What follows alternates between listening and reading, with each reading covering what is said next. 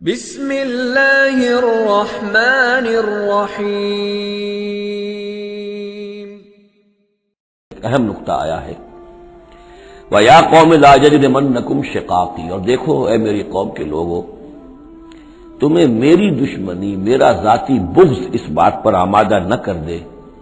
کہ تمہارا وہ انجام ہو جائے ان یصیبکم مثل ما اصاب قوم نوح، کہ تم پر بھی وہی عذاب آئے اللہ کا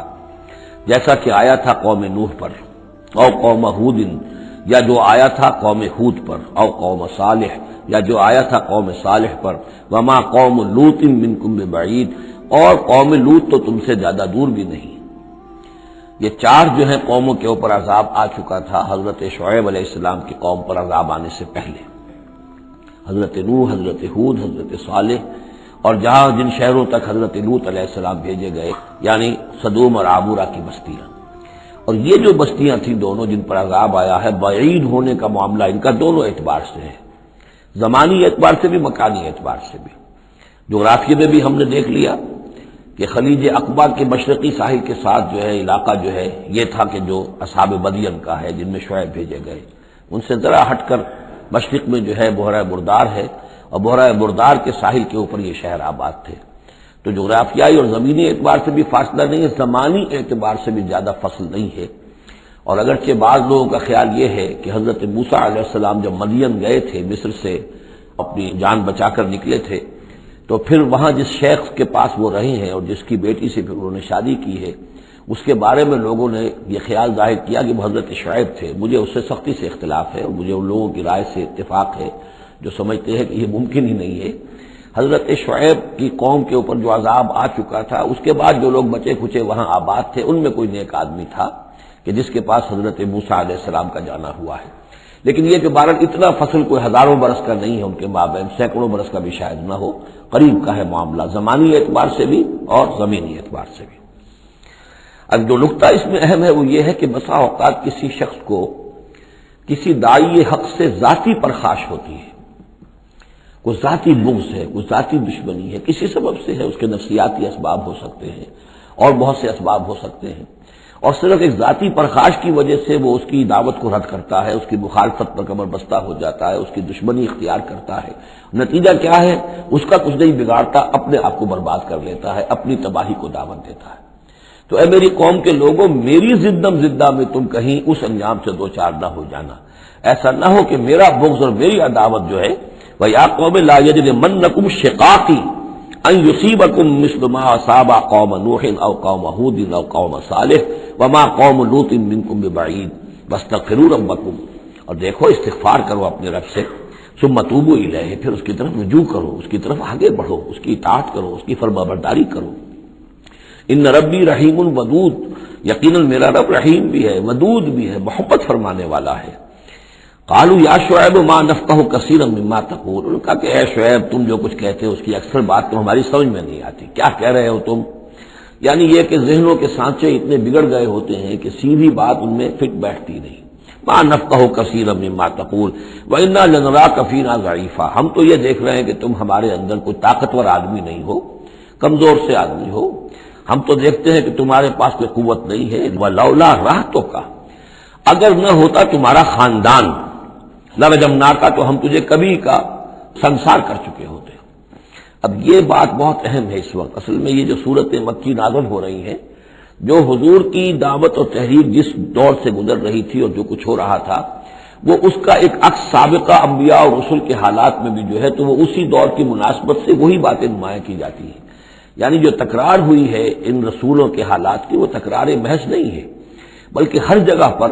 جس دور میں وہ صورت نازل ہو رہی ہے جن میں ان کا تذکرہ ہو رہا ہے، اس دور میں جو خاص مسائل ہیں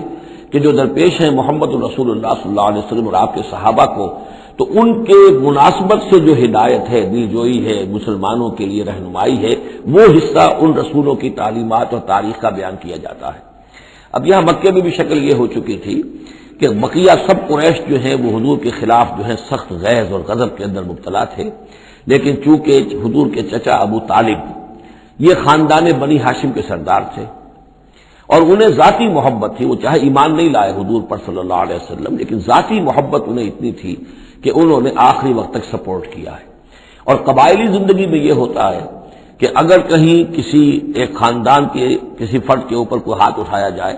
تو پھر وہ خاندان انتقام لیتا ہے۔ اس کا مطلب یہ ہوتا کہ وہ حضور کے خلاف وہ کوئی اقدام کرتے ہیں تو گویا کہ ان فائٹنگ شروع ہو جائے گی، داخلی خانہ جنگی شروع ہو جائے گی بنو ہاشم کی ان لوگوں کے خلاف کہ جو حضور کو کوئی غضب پہنچائیں، نقصان پہنچائیں۔ یہ تحفظ ملا ہوا تھا محمد رسول اللہ صلی اللہ علیہ وسلم کو اللہ تعالیٰ کی طرف سے۔ اگر خدا نہ خواستہ ابو لہب ہوتا سردار تو کبھی کا حضور کے خلاف کوئی نہ کوئی اقدام وہ کر چکے ہوتے، لیکن چونکہ خاندان بنی ہاشم کی سرداری اس وقت تھی ابو طالب کے پاس، اور انہیں دلچسپی تھی اور محبت تھی، شفقت تھی حضور کے ساتھ، بلکہ کچھ عرصہ جو ہے حضور ان کے سائے عاطفت کے اندر انہوں نے گزارا بھی تھا۔ اس وجہ سے تو یہ نقشہ دکھایا جا رہا ہے کہ آج قریش کے مقابلے میں جس طریقے سے کہ بنو ہاشم کی سپورٹ اور حفاظت جو ہے وہ حضور کے لیے اللہ تعالیٰ نے اسے قلعہ بنا دیا ہے، یہی معاملہ اس وقت تھا کہ حضرت شعیب کا بھی خاندان ان کا پشت بنا تھا۔ وَلَوْلَا رَحْتُكَ، اگر تمہارا خاندان تمہارا پشت بنا نہ ہوتا اور تمہارا ساتھ نہ دے رہا ہوتا، لَرَجَمْنَاكَ، ہم کبھی کہ تمہیں سنسار کر چکے ہوتے۔ وَمَا أَنْتَ عَلَيْنَا بِعَزِيزٍ، اور ذاتی طور پر تم ہم پر کوئی بھاری نہیں ہو، تو تمہاری کوئی حیثیت نہیں ہے۔ قَالَ يَا قَوْمِ رَحْتِي أَعَزُّ عَلَيْكُم مِّنَ اللَّهِ، انہوں نے کہا اے میری قوم کے لوگوں، کیا میرا یہ خاندان تم پر زیادہ بھاری ہے اللہ سے؟ میرا پشت بنا تو حقیقتاً اللہ ہے، تم اللہ سے نہیں ڈرتے، میرے خاندان سے ڈرتے ہو۔ رَحْتِي أَعَزُّ عَلَيْكُم مِّنَ اللَّهِ وَاتَّخَذْتُمُوهُمْ وَرَاءَكُمْ ظِهْرِيًّا، اللہ کو تو تم نے اپنی پیٹھوں کے پیچھے پھینکا ہوا ہے، بھلایا ہوا ہے۔ یہ بھی بہت ہی اہم نفسیاتی نکتہ ہے۔ ہوتا یہ ہے کہ ہم دنیا میں ایسے مگن رہتے ہیں، اللہ کو ماننے کا عقیدہ تو ہے لیکن اللہ مستحضر نہیں رہتا، یاد نہیں رہتا۔ یہ ہمارا پورا دنیا کا کاروبار چل رہا ہے، کاز اینڈ ایفیکٹ، علل ہیں، اسباب ہیں، ان کے نتائج نکل جاتے ہیں۔ تو جو کاز اینڈ ایفیکٹ کا جو سلسلہ چل رہا ہے ہم اس میں اتنے گم ہوتے ہیں کہ مسبب الاسباب جو ہے وہ نگاہوں کے سامنے رہتا ہی نہیں۔ یا یہ کہ ہم اپنے کاموں میں اتنے مشغول ہیں، اپنے کام و دہن کی لذت جو ہے وہی ہمیں جو ہے کوئی فرصت نہیں لینے دیتی، یا یہ کہ بنیادی ضروریات جو ہے وہی ہمیں فارغ نہیں ہونے دیتی، لہذا ہم گم ہو جاتے ہیں۔ کافر کی یہ پہچان کہ آفاق میں گم ہے، اور مومن کی یہ پہچان کہ گم اس میں ہے آفاق۔ لیکن یہ کافر کا معاملہ کیا ہوتا ہے؟ اللہ کو مانتے تو وہ بھی تھے، مانتے تھے مشرکین مکہ بھی، مانتے تو سب تھے اللہ کو، لیکن یہ کہ اللہ کو تو انہوں نے اوجھل کیا ہوا تھا، آنکھ اوجھل پہاڑ اوجھل۔ تم اللہ سے نہیں ڈرتے، میرے خاندان سے ڈرتے ہو۔ وَاتَّخَذْتُمُوهُ وَرَاءَكُمْ ظِهْرِيًّا، اللہ کو تو تم نے اپنی پیٹھوں کے پیچھے پھینکا ہوا ہے، یعنی اسے تو نسیہ منسیہ کیا ہوا ہے، اس کی طرف تمہارا ذہن ہی نہیں ہے۔ ان ربی بما تعملون محیط، جبکہ میرا رب جو کچھ کہ تم کر رہے ہو اس کا احاطہ کیے ہوئے، تمہارا گھیراؤ کیے ہوئے اللہ، تم اس کی گرفت سے نکل کر نہیں جا سکتے ہو۔ یا قوم اعملوا علی مکانتکم انی عامل، اور اے میری قوم کے لوگوں کرو جو کچھ کر سکتے ہو اپنی جگہ پر، میرے خلاف جو کر سکتے ہو، جو ریشہ دوانیاں کر سکتے ہو، جو اقدام کر سکتے ہو۔ یہ چیلنجنگ انداز جو ہے ان آخری صورتوں میں آپ کو نظر آ رہا ہے، سورہ نام سے چلا آ رہا ہے،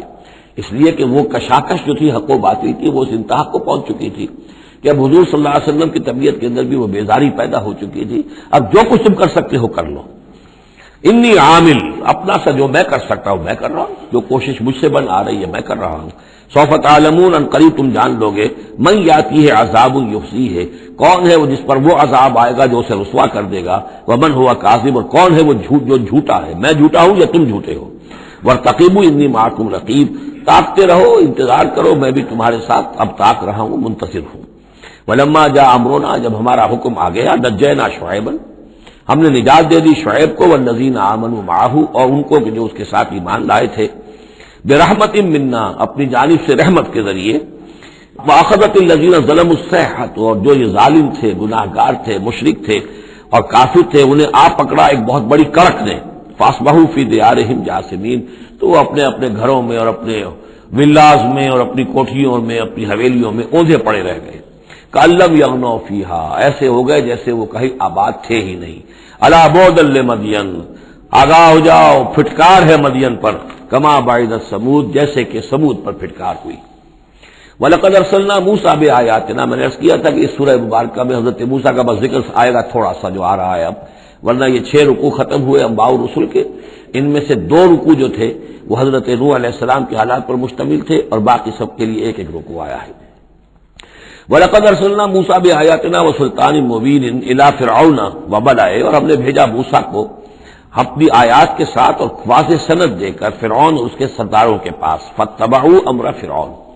لیکن ان بدبختوں نے فرعون ہی کی پیروی کی، اسی کے حکم کو مانا، اسی کی بات پر چلے۔ وما امر فرعون برشید، حالانکہ وہ فرعون کا معاملہ جو ہے وہ کوئی کامیابی والی راہ نہیں تھی، ہدایت والی راہ نہیں تھی۔ یقدم قومہ یوم القیامہ، اب قیامت کے دن وہ آئے گا آگے آگے چلتا ہوا، اپنی قوم کی قیادت کرتے ہوئے آئے گا، آگے آگے آئے گا۔ یوم القیامت، پیچھے پیچھے اس کی قوم آ رہی ہوگی، فاوردہم النار، اور پھر وہ لا کر آگ کے گھاٹ پر انہیں اتار دے گا، جہنم تک پہنچا دے گا۔ وبئس الورد المورود، اور وہ بہت ہی برا گھاٹ ہے جس پر اترا جائے۔ جیسے کوئی پانی پینے کے لیے جانور آتے ہیں، ان کا کوئی سردار جو ہے وہ آگے آگے آ رہا ہو، سب گھاٹ پر وہ اپنے پھر پورے قافلے کو لے آتا ہے، اسی طریقے سے یہ جہنم کے گھاٹ پر، اس آگ کے گھاٹ پر لا اتارے گا فرعون اپنی قوم کو۔ وَأُتْبِعُوا فِي هَٰذِهِ لَعْنَةً، اور اس دنیا میں بھی ان پر لعنت جو ہے ان کے پیچھے لگا دی گئی۔ وَيَوْمَ الْقِيَامَةِ، اور قیامت کے دن بھی، بِئْسَ الرِّفْدُ الْمَرْفُودُ، برا ہے وہ انعام جو ان کو ملنے والا ہے۔ ذَلِكَ مِنْ أَنبَاءِ الْقُرَىٰ، یہ ہیں ان بڑی بڑی بستیوں اور بڑے ملکوں کے اہم خبریں، نقصها إِلَيْكَ، جو کہ ہم آپ کو سنا رہے ہیں، بیان کر رہے ہیں آپ پر۔ منہا قائم و حصید، ان میں سے ایسی بھی ہیں جو ابھی قائم ہیں، موجود ہیں، اور ایسی بھی ہیں کہ جو بالکل ختم ہو گئی، معدوم ہو گئی۔ حصید کا لفظ اصل میں آتا ہے کھیتی کے لیے، جبکہ فصل کاٹ دی جائے، فصل کٹ گئی ہو تو جو منظر نظر آتا ہے وہاں پر جو ویرانی ہوتی ہے۔ تو بعض مقامات تو ایسے ہیں جہاں یہ قومیں آباد تھیں تو اب ان کا نام و نشان تک نہیں رہا، جیسے کہ قوم عاد کہاں تھی، اب ان کا نام و نشان نہیں، اگرچہ ابھی حال ہی میں سیٹلائٹ کے ذریعے سے ان کا جو شہر ہے اور شداد کی جو جنت تھی اس کے آثار مل گئے ہیں، لیکن یہ کہ وہ زیر زمین ہے، سطح زمین کے اوپر ان کا کوئی نام و نشان نہیں۔ لیکن یہ کہ جیسے سمود کے مسکن جو ہے وہ بھی موجود ہیں، منہا قائم و حصید۔ وما ظلمناہم ولکن ظلموا انفسہم، اور ہم نے ان پر کوئی ظلم نہیں کیا، انہوں نے اپنی جانوں پر خود ظلم ڈھایا۔ فما اغنت عنہم آلہتہم التی یدعون من دون اللہ، تو کچھ کام نہ آ سکے اور کچھ بچا نہ سکے انہیں ان کے وہ آلہہ، وہ معبود کہ جنہیں وہ پکارا کرتے تھے اللہ کے سوا، من شیء، کچھ بھی۔ لما جاء امر ربک، جب تیرے رب کا حکم آ گیا، وما زادوہم غیر تتبیب، اور انہوں نے کچھ اضافہ نہیں کیا ان کے حق میں مگر تباہی اور بربادی کا۔ وَكَذَلِكَ أَخْذُ رَبِّكَ إِذَا أَخَذَ الْقُرَىٰ، اور ایسے ہی ہوتی ہے پکڑ آپ کے رب کی اے نبی جب وہ پکڑتا ہے بستیوں کو، وہی ظالمۃ، جبکہ وہ ظالم ہوتی ہیں، گناہ گار ہوتی ہیں، ان میں گناہ کا اور معصیت کا عام چلن ہو جاتا ہے۔ ان اخذہ علیم شدید، یقیناً اس کی پکڑ جو ہے وہ بڑی دردناک بھی ہے، بڑی سخت ہے، جیسے کہ آخری پارے میں ان بطش ربک لشدید، ان فی ذلک لآیۃ لمن خاف عذاب الآخرہ، یقیناً اس میں نشانی ہے ان کے لیے کہ جو آخرت کے عذاب سے ڈرتے ہوں۔ وہ دن ہے کہ جس کے لیے لوگوں کو لامحالہ جمع کیا جائے گا، وذالک یوم مشہود، اور وہ دن ہے پیشی کا، سب کو پیش ہونا ہے۔ وما نؤخرہ الی اجل معدود، اور ہم اسے ایک وقت معین تک کے لیے مؤخر کیے ہوئے ہیں، ایک وقت معین ہے اس کا، معدود ہے، گنتی کی گئی ہے اس کی، یہ نہیں ہے کہ کبھی نہیں آئے گا، آئے گا وہ دن۔ یوم یاتی، جس دن وہ، جبکہ وہ دن آ جائے گا، لا تکلم نفس الا باذنہ، کوئی ذی نفس زبان نہیں کھول سکے گا مگر اللہ کے اذن سے۔ فمنہم شقی و سعید، تو انسانوں میں سے شقی بھی ہوں گے، بدبخت بھی ہوں گے، سعید بھی ہوں گے، نیک بخت ہوں گے۔ فاما الذین شقوا، تو وہ لوگ کہ جو بدبخت ہیں، ففی النار لہم فیہا زفیر و شہیق، وہ آگ میں ہوں گے جس میں ان کو وہاں چیخنا چلانا ہے، دھارنا ہے اپنے درد سے، کرب سے۔ خالدین فیہا، اس میں وہ ہمیشہ ہمیش رہیں گے، ما دامت السماوات والارض،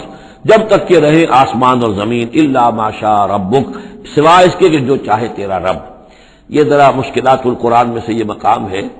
یہ واحد مقام ہے کہ جہاں خالدین فیہا ابدا یا خالدین فیہا، اس میں کچھ استثناءات بھی آئی ہیں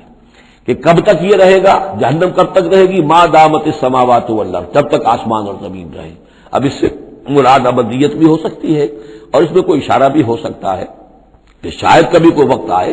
کہ یہ جو آسمان اور زمین کی ایک تخلیق اللہ نے کی ہے، یہ ایک خاص اس کا نظام ہے، ایک وقت میں آخر یہ نظام بدل جائے، پھر کوئی اور آسمان، کوئی اور زمین تخلیق فرمائے۔ بہرحال اس وقت تک جب تک کہ یہ آسمان اور زمین باقی رہیں گے تو یہ جو جہنمی لوگ جو ہیں وہ جہنم میں رہیں گے۔ اس میں بھی ایک استثناء، الا ما شاء ربک، اللہ کا اختیار ہے، اگر کسی کو چاہے اس میں سے نکالنا تو اس کا اختیار مطلق ہے، جیسا کہ ہم نے عرض کیا، کئی دفعہ عرض کیا ہے کہ جیسے اہل سنت کے نزدیک اللہ تعالیٰ کے بارے میں ہم یہ نہیں کہہ سکتے کہ وہ اس پر عدل کرنا واجب ہے، لیکن یہ کہ وہ عدل کرے گا۔ اسی طریقے سے یہ بات کہ اللہ تعالیٰ کا اختیار مطلق ہے، وہ کسی کو چاہے تو نکال لے، لیکن ہم یہ جانتے ہیں کہ کفار کے لیے یہ جہنم جو ہے وہ ابدی ہے، اللہ نکالے گا نہیں، واللہ عالم۔ ان ربک فعال لما یرید، یقیناً آپ کا رب جو ہے جو ارادہ کر لے اس کو کر گزرنے والا ہے۔ واما الذین سعدوا، اور جو لوگ نیک بخت ثابت ہوں گے، ففی الجنۃ خالدین فیہا، اور وہ جنت میں رہیں گے ہمیشہ ہمیش، ما دامت السماوات والارض، جب تک رہے آسمان اور زمین، الا ما شاء ربک، سوائے اس کے کہ جو آپ کا رب چاہے، عطاء غیر مجذوذ، اور یہ جو بخشش ہے یہ بے انتہا ہوگی، اس کا خاتمہ کبھی نہیں ہوگا۔ یہ اضافی لفظ جنت کے لیے آ رہا ہے کہ جو دوزخ کے لیے نہیں آیا۔ یہ جو ذرا سا باریک فرق ہوتا ہے، پھر اس سے بڑے فلسفیانہ نقطے نکلتے ہیں، اس سے پھر محققین نے، علماء نے جو ہیں پھر بہت سے دلائل استدلال کیے ہیں۔ چنانچہ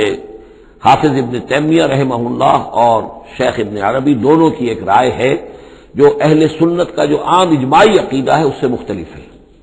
اہل سنت کا اجماعی عقیدہ یہ ہے کہ جنت اور دوزخ دونوں ابدی ہیں، ہمیشہ ہمیشہ ہمیشہ ہمیشہ، کوئی اختتام نہیں ہے نہ جنت کا نہ دوزخ کا۔ لیکن امام ابن تیمیہ رحمہ اللہ اور شیخ اکبر جو صوفیاء کے ہیں، شیخ ابن عربی، اگرچہ ان دونوں میں بڑی بود ہے بہت سی چیزوں کے اندر، اور امام ابن تیمیہ جو ہے وہ بہت ہی سخت تنقید کرتے ہیں اور سخت الفاظ استعمال کرتے ہیں شیخ ابن عربی کے لیے، محی الدین ابن عربی، لیکن یہ کہ اس معاملے میں ان دونوں کی رائے ایک ہے، اور وہ یہ ہے کہ جنت تو ابدی ہے، دوزخ ابدی نہیں ہے۔ ایک وقت آئے گا، چاہے وہ ارب سال کے بعد آئے، وہ ابد ہمارے اعتبار سے ابدی ہو، ہمارے اعتبار سے انفائنائٹی ہوگا، لیکن یہ کہ ایک وقت آئے گا کہ جہنم ختم ہو جائے گی، یہ ان کی رائے ہے، واللہ اعلم۔ فلا تکو فی مریۃ مما یعبد ہؤلاء، تو تمہیں کوئی شک نہ رہے ان چیزوں کے بارے میں جن کو یہ لوگ پوج رہے ہیں۔ ما یعبدون الا کما یعبد آباؤہم، نہیں پوج رہے یہ مگر ایسے ہی جیسے کہ ان کے آباء و اجداد پوجتے رہے من قبل، اس سے پہلے۔ وَإِنَّا لَمُوَفُّوهُمْ نَصِيبَهُمْ غَيْرَ مَنقُوص، اور ہم انہیں ان کا جو اجر اور ثواب اور ان کا بدلہ ہے، حق ہے، پورا دے دیں گے بغیر کسی کمی کے۔